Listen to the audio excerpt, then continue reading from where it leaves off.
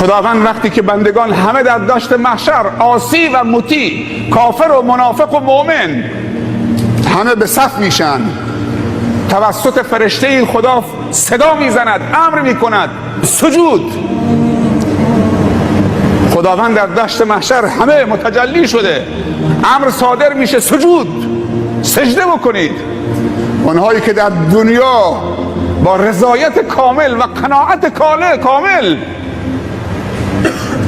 خم می شدن، خودشونو به زمین مینداختن و میگفتن سبحان ربی الاعلا، همونطوری که در دنیا سجده میکردن در آخرت تا گفت سجود همه میافتن سجده میکنن.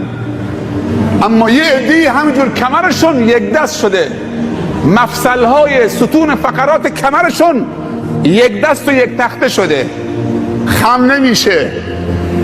منافقین و کفار هر کاری میکنن که وقتی گفت سجود سجده بکنن، هی یه مقداری خم میشه دوباره راست میشه، نمیتونه. یه عده‌ای سجده کردن اما اینها نمیتونن. یوم یدعون الی السجود، نمیتونن. دعوت به سجده میشن، نمیتونن خم بشن. شناخته میشن که اینها در دنیا تواضع و سجده برای خدا نداشتن. در همین اثنا مثل برق خداوند حساب و کتاب میکشه، همه عرضه میشن اعمالشون بر خداوند. مؤمنین ایستادن، امید رحم خدا دارن.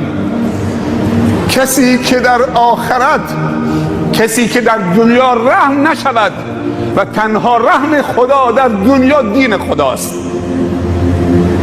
کسی که با دین خدا و دستورات خدا و برنامه‌های خدا و عقیده و توحید و اعمال صالح در دنیا و خدمت به خلق خدا رحم نشد، انتظار رحم خدا در آخرت نداشته باشد. در همین اثنا که همه ایستادن، مؤمنین هم امید به رحم خدا دارن، یک دفعه از پشت سرشون یک دفتری یا کتابچی پرواز میکنه، از پشت سرش یا جلوش میاد تو دست راستش. همه ایستادن، یک دفعه تا چشم باز میکنه که اعمال نامش در دست راستشه. رب العزت الجلال هم متجلی شده و الملک علی ارجائها، جنس ملائکه اطراف آسمان همینجور حلقه زدن، چون آسمان ویران شده، زمین ویران شده، کوه ها متلاشی شده. یوم تبدل الارض غیر الارض و السماوات و برزوا لله الواحد القهار. تا احساس میکنه که دفتری تو دست راستش قرار گرفت، بلا فاصله فریاد میزنه فاما من اوتی کتابه بیمینه فیقول ها اقرؤوا کتابیه. تا احساس کرد که اعمال نامش تو دست راستشه. از کجا آمد؟ از پشت سرش، از جلوش، از دست راستش، از هر طرف آمد تو دست راستش قرار گرفت. فریاد میزنه ای خلایق ها مقرؤوا کتابیه، متوجه من بشید. اینها تنبیه، توجه، التفاته. چرا به من توجه نمی کنید؟ اعمال نامه منو بخونید. من قبول شدم، رستگار شدم، خدا منو رحم کرد، از تقصیرات هم گذشت. ها مقرؤوا کتابیه. بعد استدلال میکنه انی ظننت انی ملاق حسابیه، چون من در دنیا که بودم گمان داشتم. این گمان به معنی یقینه. یقین داشتم که فردایی هست، قیامتی هست، حساب و کتابی هست، عدل الهی هست، رب العزت و الجلال هست. در دنیا طغیانگر نشدم، سرکش نشدم، نافرمان نشدم، طوق عبودیت و بندگی رو از گردن در نیاوردم. من عبد تو هم، تو رب منی. هر کجا که باشم ها مقرؤوا کتابیه انی ظننت انی ملاق حسابیه فهو فی عیشة راضیه. خداوند میگه اون در یک زندگی رضایتمندی است. و وقتی که پیامبر مسجدش رو در مدینه شالوده گذاری میکرد، پیامبر خشتی رو به کول کشیده بود. حضرت حمزه متوجه شد که پیامبر خشتی رو به کول کشیده داره میاد، رفت به طرفش گفت یا رسول الله به من بده، تو داری کار میکنید. گفت منم میخوام رحم بشم با مشارکت در بنای خانه خدا.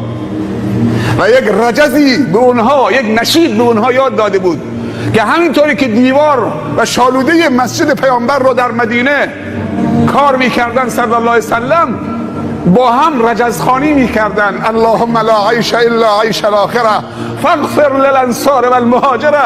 خدایا هیچ زندگی رضایت بخشی نیست که هم خودمون راضی باشیم هم تو از ما خوشنود باشید، مگر زندگی آخرت که به آخرت وصل نشه.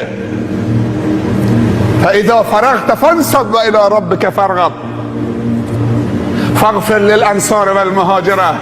خدایا پس انصار و مهاجری که دست به دست هم دادن برای نصرت دین تو، به خاطر تحقق بخشیدن اخوت و برادری به خاطر خدا، من احب لله و ابغض لله و اعطى لله و منع لله فقد استکمل الایمان.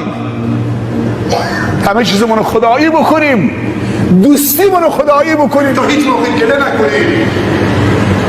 انسان مثل این در تلاش میکنه یا به خاطر مال و منال و شهرت و تعریف و تمجید مردمه، این خسته میشه، افسرده میشه اگه تعریفش نکردن، اگر به آرزوهاش نرسید، اگر حق حقوقش ندادن. یک عده‌ای به خاطر دلشون کار میکنن، اینا یک کمی بهترن، اما گروه سوم به خاطر خدا کار میکنن، به خاطر خدا دوست میدارن، براشون مهم نیست این لباسش بده چی باشه،